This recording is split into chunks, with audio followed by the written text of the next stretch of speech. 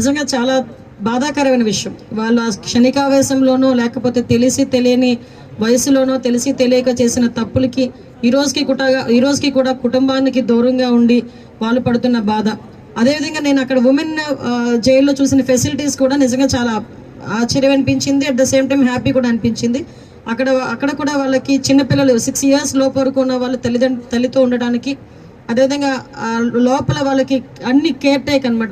Cerelac దగ్గర నుంచి milk దగ్గర నుంచి ప్రతి ఒక్కటి కూడా జైల్ డిపార్ట్మెంట్ నుంచి వాళ్ళకి సపోర్ట్ చేయటం, ఇవన్నీ కూడా చూశాను. వాళ్ళతో కాసేపు ఇంటరాక్ట్ అయ్యాము, వాళ్ళకి ధైర్యం చెప్పొచ్చు. ఎందుకంటే ఎక్కడికైనా వెళ్ళినా మనకి సమస్యకి పరిష్కారం ఉంటుంది, కానీ ఈ జైల్లో ఏంటంటే కంపల్సరీగా వాళ్ళు పశ్చాత్తాపడడం, అట్ ద సేమ్ టైం మంచి నడవడిక కలిగి ఉండటమే వాళ్ళకి ఇచ్చే ఒక సోర్స్ వాళ్ళకి. సో ఇవన్నీ కూడా మేము చూడటం జరిగింది. ఓవరాల్గా చెప్పాలంటే ఇక్కడికి వెళ్ళిన తర్వాత జైలు సిబ్బంది కూడా ఎవరైతే ఉన్నారో వాళ్ళందరూ కూడా వాళ్ళ తాలూకా కష్టాలు, వాళ్ళ తాలూకా ఇబ్బందులు కూడా చెప్పడం జరిగింది.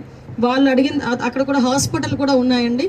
కాకపోతే మేము అడిగేది ఏంటంటే ఇక్కడ కంపల్సరీకి గంజా కేసెస్ ఎక్కువ ఉన్నాయి కాబట్టి కంపల్సరీగా జైల్లోని ఒక్కొక్క సైక్రియాటిస్ట్ని మేము అందరూ ఏర్పాటు చేయడానికి గవర్నమెంట్ కూడా ఈరోజు సిద్ధంగా ఉంది. ముందు ఇమీడియట్గా ఒక 4-5 సైక్రియాటిస్టులను ఇమీడియట్గా పెద్ద పెద్ద జైల్స్లోని కొంచెం పంపించడం, ముఖ్యంగా సెంట్రల్ ప్రిజన్స్లోని కూడా సైక్రియాటిస్ట్ని ఏర్పాటు చేయడం. సైక్రియాటిస్ట్ వచ్చిన తర్వాత ఎక్కడైతే డీఅడిక్షన్ సెంటర్స్ కూడా కంపల్సరీగా మనకి జైల్లోనే లోపల సెంట్రల్ ప్రిజన్లోనే డీఅడిక్షన్ సెంటర్ కూడా పెట్టడానికి ఫెసిలిటీ కల్పించాల్సిందిగా మేమందరం కూడా గవర్నమెంట్కి కూడా గౌరవ చంద్రబాబు నాయుడు గారు కూడా మేమందరం చెప్పి అది కూడా యాజ్ ఎర్లీ యాజ్ పాసిబుల్ చేస్తామని మీ అందరికీ కూడా తెలియజేసుకుంటున్నాం. పోలీసు సిబ్బందితో ఈక్వల్గా ఆరోగ్య భద్రత కానీ మాకు కల్పించాలి అన్నారు. సో నా దృష్టికి ఈరోజు జైలు సిబ్బంది తాలూకా ఆరోగ్య భద్రత విషయంలో ఈరోజు మా దృష్టి కూడా వచ్చింది. మేము కూడా మా సెక్రటరీ గారితో కూడా మాట్లాడాం, గవర్నమెంట్తో కూడా మాట్లాడి వాళ్ళకి కూడా ఆరోగ్య భద్రత కల్పించేటట్టుగా మేము కూడా సమాయత్తం అవుతాం. అట్ ద సేమ్ టైం వాళ్ళందరికీ కూడా సహకరిస్తాం. ఎందుకంటే బయట అవుట్ సోర్సింగ్ పనిచేసే వాళ్ళకే ఆరోగ్య భద్రత అంటూ ఇన్ని ల్యాక్స్ అని చెప్పి ఉంటుంది. బట్ విషయం ఏంటంటే ఇంత సర్వీస్ చేస్తూ ఉన్న వీళ్ళకి ఆరోగ్య భద్రత లేకపోవడం నిజంగా ఈరోజు మా దృష్టికి వచ్చింది. డెఫినెట్గా మేము దాని మీద సీరియస్గా తీసుకొని వాళ్ళకి ఆరోగ్య భద్రత కల్పించే దిశలో మేము ముందుకెళ్తామండి. అదేవిధంగా వాళ్ళ ఈఎల్స్ గురించి అన్ని కష్టాల గురించి చెప్పారు. కంపల్సరీగా ఈ గవర్నమెంట్ ఏదైతే ఉందో ఈ గవర్నమెంట్ అన్ని పోలీస్ శాఖ విషయంలో జైలు సిబ్బంది కానీ ఫైర్ సిబ్బంది కానీ వీళ్ళందరికీ కూడా ఫెసిలిటీస్ కల్పించి వాళ్ళతో పనిచేయాలనే దృక్పథంతోనే గవర్నమెంట్ కూడా ఉంది. ఇందులో విషయం ఏంటంటే నిజంగా నేను లోపలికి వెళ్ళేసరికి వన్ ఆఫ్ ద మూమెంట్లో కొంచెం ఎమోషనల్ కూడా అయ్యా. ఎక్కడికి అయ్యానంటే స్వప్న బ్లాక్,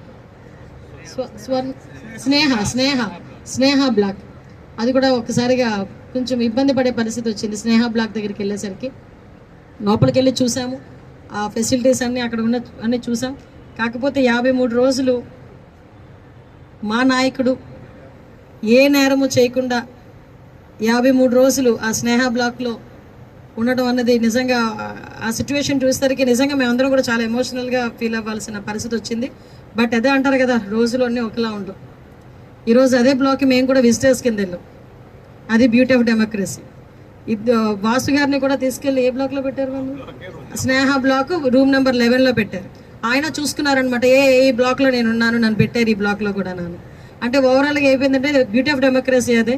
సో ఈరోజు అదే జైలు దగ్గరికి విజిటర్గా మేము అక్కడికి వెళ్ళి చూసి వాళ్ళ పరిస్థితులు చూసుకొని వచ్చే పరిస్థితి వచ్చింది. కానీ ఒకటే చెప్తాను, రాజకీయాల తర్వాత ఉండేనా మాట్లాడుకోవచ్చు, కానీ ఏ రోజు కూడా తప్పు చేయని వాడు అన్నది వాడు ఎవరు కూడా అందులోకి వెళ్ళే పరిస్థితి రాకూడదు. అదే మేము అందరం కూడా కోరుకుంటున్నాం. ఈరోజు జైలుకి సిబ్బందికి సంబంధించి ప్రతి ఒక్క ఫెసిలిటీస్ కల్పించడంలో కానీ అదేవిధంగా వాళ్ళకి జైల్లో సౌకర్యాలు కల్పించడంలో కానీ అన్ని కూడా ముందుంటాం. ఇంకో విషయం చెప్పాలండి, లాస్ట్ టైం వైజాగ్ నేను సెంట్రల్ ప్రిజన్ విజిట్ చేసినప్పుడు ఇంచుమించుగా 11 నెలల వరకు ఫుడ్ బిల్స్ కూడా ఆ రోజుకి ఇవ్వలే. 11 నెలల ముందు నుంచి ఫుడ్ బిల్స్ కూడా ఇవ్వలే.